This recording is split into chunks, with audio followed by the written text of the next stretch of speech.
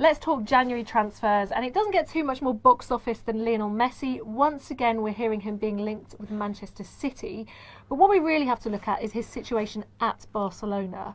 Where is he right now in terms of contract negotiations, as far as you know? Well, this is a story that's been ongoing, and it's had quite a big knock-on effect. Long and short of it is he has 18 months left on his contract. So naturally, Barcelona are in a situation where both sides really want to extend the contract.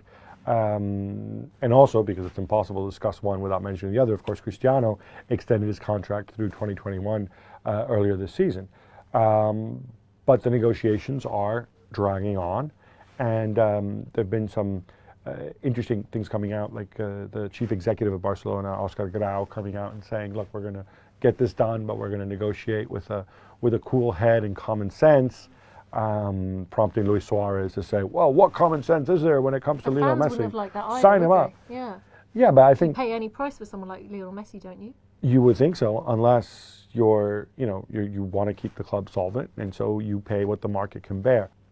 For another club to get him, they would presumably have to give him a bump on that salary and a 5-year deal.